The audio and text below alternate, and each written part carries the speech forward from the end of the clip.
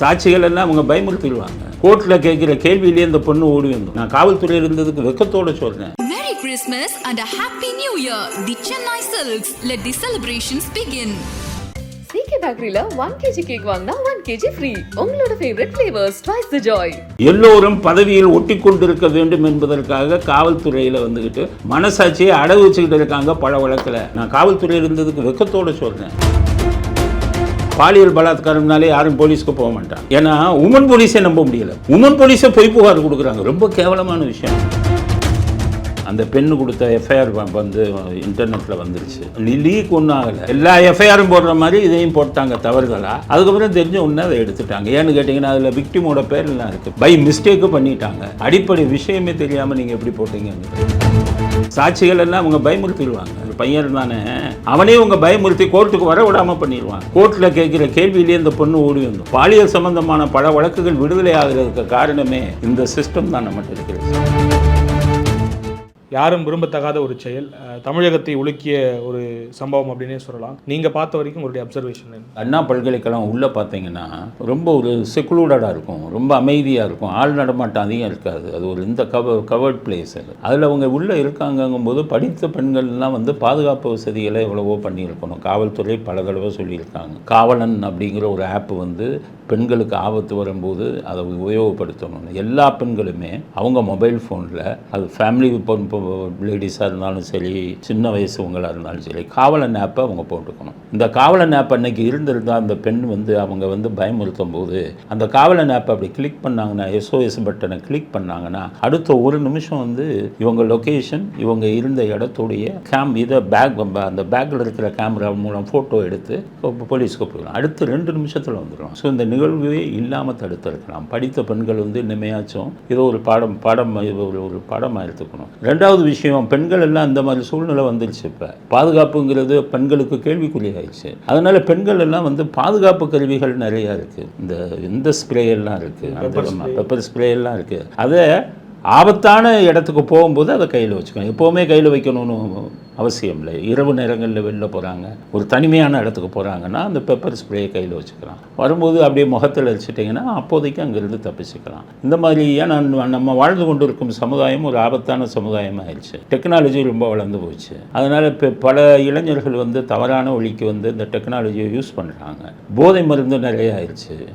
இது மது நிறைய ஆயிடுச்சு. மதுவை குடிக்கக்கூடிய ஆண்கள், போதை மருந்து இது பண்ணக்கூடியவங்கள்லாம் வந்து இதில் வந்து தவறானதுக்கு வந்து அந்த இதுக்கு தள்ளப்படுறாங்க. எல்லாத்துக்கும் மேலே அரசியல் எப்படின்னு கேட்டிங்கன்னா, அந்த தப்பு பண்ணுறவங்க எல்லாம் பார்த்தீங்கன்னா ஏதாச்சும் ஒரு அரசியல் கட்சியில் வந்து உறுப்பினராக இருப்பாங்க, இல்லை ஒரு பதவியில் இருப்பாங்க. அப்போ அவங்களுக்கு என்ன ஒரு தைரியம் வந்துடுதுன்னா, நமக்கு அரசியல் பேக்ரவுண்ட் இருக்குது, நம்மளை காப்பாற்றிடுவாங்க, நமக்கு பாதுகாப்பு இருக்குது அப்படிங்கிற ஒரு எண்ணமும் வந்துடுது. இப்போ பார்த்தீங்கன்னா இந்த கிண்டி இன்ஜினியரிங் காலேஜில் இருக்கிற ஒரு கட்சியில் சேர்ந்தவர், அவர் ஒரு பகுதிக்கு வந்து செயலாளராகவும் மாணவர் அணி செயலாளர் ஏதோ இருக்கார். அதை நெட்டில் வந்து ஃபோட்டோலாம் போட்டிருக்காங்க, சில டிவிகளில் கூட போட்டிருக்காங்க. இல்லைன்னு மறுக்கணும்னா ஃபோட்டோ வந்து அவங்க கட்சியில் தலைவர்களோடு சேர்ந்து அவன் ஃபோட்டோ எடுத்திருக்கானே.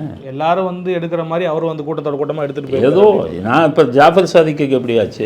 ஜாஃபர் சாதிக்கு அயலான் இது செயலாளர் தானே. ஜாஃபர் அயலக அணி செயலாளர். அவரும் விஐபியோட தானே ஃபோட்டோ எடுத்தார்.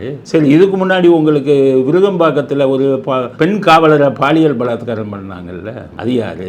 எல்லாமே அரசியல் இதில் இருக்கிறவங்களுக்கு ஒரு தைரியம் வந்துடுது. எல்லா கட்சியும் தான் நான் சொல்கிறேன். அதில் உள்ளவங்கள்லாம் சில கட்சிகளில் இருக்கிறவங்கெல்லாம் அந்த மாதிரி, இப்போ பாருங்கள், கம்யூனிஸ்ட்டில் அந்த மாதிரி இருக்காது, காங்கிரஸில் அந்த மாதிரி இருக்காது. ஸோ இந்த கட்சிகளுக்கெல்லாம் நான் சொல்கிறது சமுதாய நலனை பாருங்கள். உங்கள்கிட்ட வரக்கூடியவங்களுக்கெல்லாம் கட்சியில் பார்த்து சேருங்க. பார்த்து சேர்த்தாலும் அவங்களுக்கு பதவியை கொடுக்காதீங்க. அந்த நீங்கள் கொடுக்குற பதவி அவங்களுக்கு ஒரு தைரியத்தை உருவாக்கும் அப்படிங்கிறது தான் செய்தி. இப்போ எல்லா கட்சிகள்லையும் இந்த மாதிரியான குற்றவாளி இருக்க தான் செய்கிறாங்க. குற்றம் செய்தவர்கள், சரித்திர பதிவேடு உள்ளவர்களும் இருக்க தான் செய்கிறாங்க. காங்கிரஸ்லையும் இப்போ சமீபத்தில் ஆம்ஸ்டாங் கொலை வழக்கில் கைது செய்யப்பட்டவர்லாம் பொறுப்புலேயே இருந்திருக்கிறாரு. இப்போ எல்லா கட்சிகளையும் இருக்கிறாங்கன்னும் பொழுது அது கட்சி பொறுப்பெடுத்துக்க முடியும்னு நினைக்கிறீங்களா? ஏன்னா கட்சி ஆட்களை பார்த்து சேர்க்கணும்ல. இப்போ ஆம்ஸ்ட்ராங் இதில் வந்து பண்ணாங்கன்னா, ஆம்ஸ்ட்ராங் கொலையில் இது பண்ணாங்கன்னா அவங்க வக்கீலுங்கிற ஒரு முத்திரையோடு இருந்தாங்க. வக்கீலுங்கிற ஒரு முத்திரை, அதை பார்த்து அவங்க ஏமாந்துட்டேன். இப்போ வக்கீலுங்கிறது வந்து 40% மேலே போலி வக்கீல்கள் தான் இருக்காங்க தமிழ்நாட்டில். அதை கண்டு இவங்க ஏமாந்துட்டு அவங்க வக்கீலாக இருப்பான்னு சேர்க்குறாங்க. இதை வந்து அந்த கட்சி தலைவர்கள் தான் அதை சரி பண்ணணும். சமூக நலன்னு ஒன்று இருக்குல்ல, சமூக நலன்னு ஒன்று இருக்குல்ல, அதை பார்க்கணும்ல. சரி, அப்படியே அவங்க அதில் தலையிட்டாங்கன்னு வச்சுக்கோங்க, குற்றச்செயலில் ஈடுபட்டாங்கன்னு அவங்க மேலே உடனடியாக நடவடிக்கை எடுக்கணும்ல. இப்போ இந்த விவகாரத்திலையும் கூட அந்த துணிச்சல் அவருக்கு இருந்திருக்கும்னு நினைக்கிறீங்களா? பொதுவாக எல்லா இதுலேயுமே குற்றவாளிகளுக்கு வந்து அரசியல் பேக்ரவுண்டு பின்னணி, எல்லா கட்சிக்குமே சொல்கிறேன், பின்னணி இருக்கிறது அவங்களுக்கு ஒரு பெரிய ப்ளஸ் பாயிண்ட்டாக நினைக்கிறாங்க. அதனால் அதை வந்து நம்ம தடுக்கணும் அப்படிங்கிறது தான். அடுத்தது நம்ம கண்ட்ரோலுக்கு மீறி மது அண்டு போதைப்பொருள் வந்துருச்சு இல்லை, இதுக்கு அடிமையாகிறவங்க தன்னை மீறி வந்து இந்த மாதிரி விஷயங்களை பண்ணுறாங்க. ஸோ மதுவையும் போதைப்பொருளையும் இப்போதைக்கு கட்டுப்படுத்த முடியும்னு எனக்கு நம்பிக்கை இல்லை. போதைப்பொருளை வேணால் அரசாங்கம் வந்து நினைச்சா பண்ணலாம். மது தான் அரசாங்கமே விற்கிறாங்கல்ல, அதுவும் ஒரு காரணம். அடுத்து இப்போ இந்த டெக்னாலஜி, அந்த டெக்னாலஜியில் வந்து இன்டர்நெட்லேருந்து இதிலேருந்து உங்களுக்கு கிடைக்கிற நிறைய ஆக்சஸ்ஸு இதெல்லாம் வச்சுக்கிட்டு வீடியோ எடுத்துக்கிறாங்க, அந்த இதில் வச்சுக்கிட்டு சேவ் பண்ணிக்கிறாங்க, மார்ஃபிங் பண்ணுறாங்க, ஒன்றை வந்து அதில் போடுவேன், அந்த மாதிரி விஷயங்கள், பயமுறுத்தல், இந்த மாதிரி விஷயங்களும் நடக்குது. அதனால் காவல்துறையை பொறுத்தவரை அவங்க பாதுகாப்புக்கு ஒரு இது கொடுத்துட்டாங்க, நம்ம அதை உபயோகப்படுத்திக்கணும். தனிமையில் போகும்போது இந்த மாதிரி விஷயங்களை பண்ணிக்கணும். ரெண்டாவது, அரசியல்வாதிகளுக்கும் இந்த பொறுப்பு இருக்குது. மூணாவது என்னென்னு கேட்டிங்கன்னா, காவல்துறை இதில் ஒழுங்காக செயல்படுதாங்கிறது தான் என்னுடையது. பொதுவாக இப்போ கைது செய்யப்பட்டிருக்கக்கூடிய அந்த குற்றவாளி வந்து பார்த்தீங்கன்னாக்கா வந்து habitual offender, first time offender கூட கிடையாது. ஏற்கனவே 2012 அவர் மேலே பல வழக்குகள் இருக்கிறதா கமிஷனர் அவரோட சொல்கிறார். 20 வழக்குகள் இருக்குது, அதில் 6 வழக்கில் கன்விக்ட் ஆயிருக்காரு அப்படின்னு சொல்கிறாரு. ஒரு குறிப்பிட்ட ஆண்டுக்கு அப்புறம் வந்து அவர் பெருசாக அந்த மாதிரியான செயல்பாடுகளில் ஈடுபடலை, அதனால் வந்து அந்த கண்காணிப்பு வளையத்துக்குள்ளே பெருசாக இல்லைன்ற மாதிரி சொல்கிறாங்க. நீங்கள் எப்படி ஒரு காவல்துறை வந்து ஒருத்தவங்க அந்த பெண் கொடுத்த புகாரை பார்த்தீங்களா? அந்த பெண் கொடுத்த எஃப்ஐஆர் வந்து இன்டர்நெட்டில் வந்துருச்சு. அந்த பெண் இல்லை, அந்த லீக் ஒன்றும் ஆகலை, போலீஸே வந்து அதை வந்து போஸ்ட் பண்ணிட்டாங்க, எல்லா எஃப்ஐஆரும் போடுற மாதிரி. இல்லை, அந்த மாதிரி பண்ணலன்றாரு அவர் கேட்டதுக்கு. அது போட்டுட்டு இப்போ எடுத்துட்டாங்க, அவ்வளோதான். டெக்னிக்கல் கிளிச்னால அது யாரோ டவுன்லோட் பண்ணி எடுத்துருக்காங்க. இல்லை யாரும் டவுன்லோட் இல்லை, எல்லா எஃப்ஐஆரும் போடுற மாதிரி இதையும் போட்டாங்க தவறுதலா. அதுக்கப்புறம் தெரிஞ்ச உடனே அதை எடுத்துட்டாங்க. ஏன்னு கேட்டிங்கன்னா, அதில் விக்டிமோட பேர்லாம் இருக்குது, பெண்ணோட பேரெல்லாம் போடக்கூடாது. காவல்துறைக்கு பிரச்சனை வந்துடணும்னா அவங்களே அதை வந்து எடுத்துட்டாங்க. வேறு யாரும் உள்ளே போய் இந்த எஃப்ஐஆருக்காக தேடி பண்ணதுங்கிறது அப்பட்டமான போய். அவர் என்ன சொல்கிறாரு, அருண் அவர் சொல்லட்டுங்க, ஆயிரம் சொல்லட்டும். சிசிடிஎன்எஸ்ல நம்ம அப்லோட் பண்ண போனோம், ஏற்கனவே வந்து ஐபிசியாக இருந்தது, இப்போ வந்து பிஎன்எஸ்ஸாக மாறி இருக்கு, அதில் ஏற்பட்ட டெக்னிக்கல் கிளிச்சில் பிளாக் ஆகிறதுக்கு கொஞ்சம் லேட் ஆகிடுச்சு, அப்போ யாரோ டவுன்லோட் பண்ணி எடுத்துட்டாங்க அப்படின்றது அப்பட்டமான போய். கமிஷனர் சொல்கிறது அப்பட்டமான போய். நான் என்னுடைய இதில் சொன்னேன், இது வந்து நடக்கிறது. எனக்கும் காவல்துறை தெரிந்த அதிகாரிகள் இருக்காங்கல்ல, அதெல்லாம் வச்சு தான் சொல்கிறேன். பை மிஸ்டேக்கு பண்ணிட்டாங்க, அதுக்கு எதிர்ப்பு வந்துருச்சு, விக்டிம் பேர்லாம் வந்துருச்சுன்னு ஒன்று, சரின்னு எடுத்துட்டாங்க. சரி, பை மிஸ்டேக்கே நீங்கள் சொல்கிறபடி பண்ணலைன்னு வைங்க, எஃப்ஐஆர் எப்படி அந்த பெண் பேரை போட்டீங்க? அந்த பெண்ணோட பேரை போடக்கூடாது இல்லை, விக்டிம் இது வந்து போடக்கூடாது. எத்தனை வழிகாட்டுதல்கள் இருக்குது, கோர்ட்டு வழிகாட்டுதல். பாலியல் வழக்குகளில் இந்த மாதிரி. ஆமாம், இதில் இப்போ பொள்ளாச்சி சம்பவத்தில் இந்த தப்பு நடந்ததை அந்த எஸ்பி மேலே நடவடிக்கை எடுக்கணும்னு சொல்லி நிறைய குரல் எழுப்புனாங்களே. எஸ்பியை தெரியாமல் போட்டேன்னு மன்னிப்பே கேட்டார். அப்படி இருக்கும்போது கிட்டத்தட்ட 4-5 வருஷம் கழிச்சு இப்போவும் காவல்துறையில் ஒரு அடிமட்ட விஷயம், அடிப்படை விஷயமே தெரியாமல் நீங்கள் எப்படி போட்டீங்கிறது. அதுக்கு மேலே அந்த எஃப்ஐஆரில் என்ன இருக்குன்னு கேட்டிங்கன்னா, அந்த பெண் என்ன சொல்கிறாங்க, 2 பேருன்னு சொல்கிறாங்க, கேள்விப்பட்டீங்களா? அவங்க 2 பேரும் சொன்னதாக தான் செய்தி அதில்.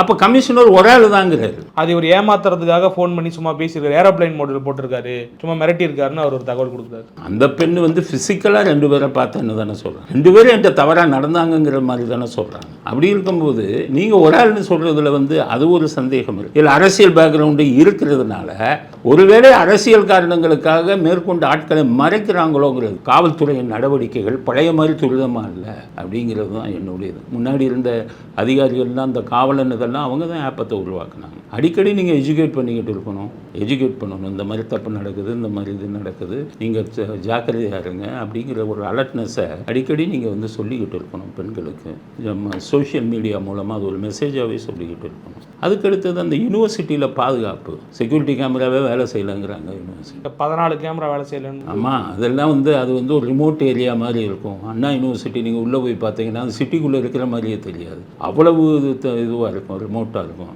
இருட்டாகவும் இருக்கும். நிறைய லைட்ஸ் வந்து இங்கே அவ்வளவு. நீங்கள் இதை குற்றங்களை நீங்கள் குறைக்கிறதுனால லைட்டிங் அதிகம் இருக்கணும், எல்லா இடங்களையும் லைட்டால் கவர் பண்ணணும். அதுக்கடுத்தது கேமராஸை வைக்கணும். இப்போ பாதுகாப்பு நடவடிக்கைகள் 7:30 மணிக்கு ஹாஸ்டல் ஸ்டூடெண்ட்டு வெளியில் வந்து சுற்றுறாங்கன்னா அப்போ கட்டுப்பாடுகள் வந்து அண்ணா யூனிவர்சிட்டியில் பெண்களுக்கான அதுவும் பெண்களுக்கு இன்னும் கட்டுப்பாடு அதிகம் இருக்கணும். நீங்கள் ப்ரைவேட் இதுங்களில் பார்த்தீங்கன்னாலே ஹாஸ்டலில் வந்து பெண்கள்லாம் 7 மணி ஆனால் வெளியில் வர முடியாது. காலேஜ் கேம்பஸ் உள்ள இவங்கெல்லாம் ஃப்ரீயாக வராங்க, தனியாக உட்காந்து பேசுகிறாங்கன்னா கல்லூரி நிர்வாகம் செஞ்ச கட்டுப்பாடுகள்லேயும் குளறுபடி இருக்குது. இப்போ அமைச்சர் அவர்கள் வந்து செய்தியாளர்கள்ட்ட சொல்கிறாரு, அந்த ப்ரிவென்ஷன் ஆஃப் செக்ஷுவல் ஹராஸ்மெண்ட் அப்படின்னு ஒரு கமிட்டி ஒன்று எல்லா கல்லூரியிலையும் இருக்குது. அது குறிப்பாக அங்கே அண்ணா யூனிவர்சிட்டிலையும் இருக்குது. அங்கே வந்து அங்கேருந்து நமக்கு எதுவும் பெருசாக தகவல் வரல, காவல்துறைக்கு வந்து தெரிவிக்கப்பட்டு செய்திகள் வாயிலாக தான் நமக்கே தெரிய வருது அப்படின்ற மாதிரி சொல்கிறாரு. ஆனால் அருண் அவர்கள் வந்து அந்த கமிட்டியிலிருந்து தான் எங்களுக்கே கம்ப்ளைண்ட் வந்தது, அந்த பொண்ணு போய் அந்த கமிட்டியில் சொல்லி முன்னும் பின்னும் முரணா ஒரு அமைச்சரும் ஒரு கமிஷனரும் பேசுறது எப்படி பார்க்குறீங்க?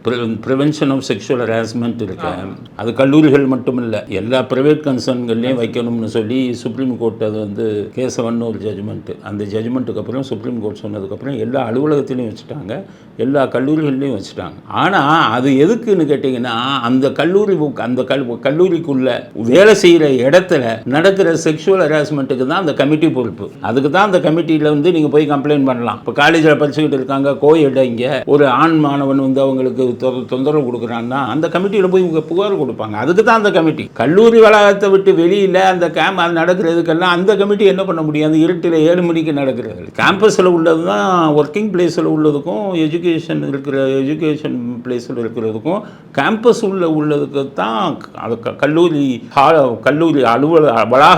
வளாகத்தில்னா வெளியில் வந்துட்டா கூட அவங்க ஒன்றும் பண்ண முடியாது. அதுக்கு தான் அந்த கமிட்டி இது வந்து கேம்பஸுக்கு வெளியில 7 மணிக்கு நடக்கிறதுக்கு கமிட்டி என்ன பண்ண முடியும்? அமைச்சருக்கும் இவர் கமிஷனருக்குமே ஒரு தகவல் பரிமாற்றம் சரியா இல்லையா? ஏன் முன்னும் புறணாம பேசுறாங்க? அமைச்சர் அரசியல் ரீதியாக பேசுறாரு, கமிஷனர் கரெக்டாக இந்த விஷயத்துல கரெக்டாக தான் பேசுறாரு. ஏன்னா அவர் சொல்றதுதான் ரைட்டு. அதாவது இந்த பெண் என்ன பண்றாங்க, நேர போலீஸ்க்கு வர பயப்படுறாங்க. இந்த மாதிரி பாலியல் பலாத்காரம்னாலே யாரும் போலீஸ்க்கு போக மாட்டாங்க. ஏன்னா நம்ம சிஸ்டம் அப்படி இருக்கு. போலீஸ்க்கு வந்து ஏன்னா உமன் போலீஸை நம்ப முடியல, உமன் போலீஸை பொய் புகார் கொடுக்குறாங்க. ரொம்ப கேவலமான விஷயம். நான் காவல்துறையில் இருந்ததுக்கு வெக்கத்தோட சொல்றேன். இப்போ இந்த பெண் வந்து போலீஸ்க்கே போகாம செக்ஷுவல் ஹராஸ்மெண்ட் கமிட்டியில் போய் கொடுத்ததுக்கு காரணமே அதுதான். போலீஸ் போனாலே பயப்படுறாங்கிறது தான். போலீஸோட நடுநிலைமைத்தன்மை போயிடுச்சு. சார்ஜ் ஷீட் போடுறதுக்கான ஒரு கால இடைவெளி இருக்கும் இல்லையா? அதுக்குள்ள வந்து இதெல்லாம் விசாரிச்சு ஒரு முழுமையா ஒரு இது வெட்ட மாட்டாங்கன்னு நினைக்கல நீங்க? வீக் சார்ஜ் ஷீட் போடுவாங்கங்க, ஸ்ட்ராங்காக போட மாட்டாங்க. வீக் சார்ஜ் ஷீட் போடுவாங்க. முன்னாடியெல்லாம் வழக்கறிஞர்கள் ரொம்ப திறமைசாலியாக இருப்பாங்க, போலீஸ் போடுற சார்ஜ் ஷீட்டே ஈஸியாக உடைச்சிருவாங்க. இப்போ டூப்ளிகேட்லாம் நிறைய வந்துட்டதுனால வழக்கறிஞர்கள் விவாதமும் நல்லா இருக்காது. பாதிக்கப்பட்டவங்களுக்கு வழக்கறிஞர் வராங்கல்ல கம்ப்ளைண்ட்டுக்கு, அவங்க திறமையாக விவாதம் செய்யணும் இல்லை, திறமையாக விவாதிச்சா அதில் தண்டனை வாங்கலாம். சாட்சிகள் எல்லாம் அவங்க பயமுறுத்திடுவாங்க. இதில் சாட்சிகள் எதுவும் கிடையாது. அந்த ஒரு பையன் தானே, அவனே உங்கள் பயமுறுத்தி கோர்ட்டுக்கு வர விடாமல் பண்ணிடுவாங்க. இந்த பெண்ணை வந்து என்ன பண்ணுவாங்கன்னு கேட்டிங்கன்னா, கோர்ட்டில் கேட்குற கேள்வியிலே இந்த பொண்ணு ஓடி வந்தோம். பாலியல் பலாத்கார வழக்கில் வந்து நீதிமன்றத்தில் கூண்டில் ஏற்றி பல மோசமான கேள்விகள் எல்லாம் கேட்கும்போது நல்ல குடும்பத்து பெண்கள் இந்த மாதிரி இதுக்கு எப்படி தான் பதில் சொல்கிறதுன்னு வந்துடும். அதனால தான் பாலியல் சம்பந்தமான பல வழக்குகள் விடுதலை ஆகிறதுக்கு காரணமே இந்த சிஸ்டம் தான் நம்மகிட்ட இருக்கிறது. ஜுடிஷியரியும் அதில் நான் ப்ளேம் பண்ணுறேன். வழக்கறிஞர்கள்லாம் ஒரு பெண்ணை பார்த்து கூண்டில் ஏற்றிட்டாங்கிறதுக்காக கண்ட கேள்வியெல்லாம் கேட்டுருவீங்களா? அப்போ இந்த மாதிரியெல்லாம் நீங்கள் கேள்வி கேட்டிங்கன்னா என்ன பண்ணுவாங்க? கோர்ட்டுக்கே போகிறது அவாய்ட் பண்ணிடுவாங்க. ப்ரூவே பண்ண முடியாது. குறுக்கு விசாரணை ஏறிக்கு இவங்க கேட்குற கேள்வியிலேயே பல பெண்கள் வந்து ஓடியே போயிடுவாங்க. பாதி இதோட அரசியல் பேக்ரவுண்டு வேறு.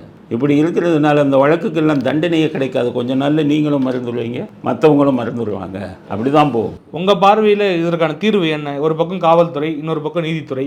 காவல்துறையில் நம்ம நிறைய காவல்துறை அரசியல் சார்ந்து இருக்கக்கூடாது. அவங்க வந்து மனசாட்சி சார்ந்து வேலை செய்யணும். அது எந்த அதிகாரியும் இப்போ செய்கிறதா நான் நினைக்கல. முன்னாடி இருந்தாங்க, பிபி ரங்கசாமின்னு ஒரு டிஜிபி இருந்தார், வைகுந்தன்னு ஒரு டிஜிபி இருந்தார், லட்சுமி நாராயணன் ஒருத்தர் இருந்தார்.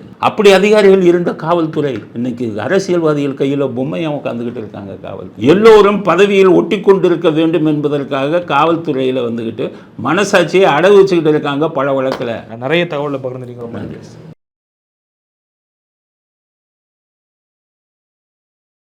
Merry Christmas and a Happy New Year! The Chennai Silks. Let the celebrations begin.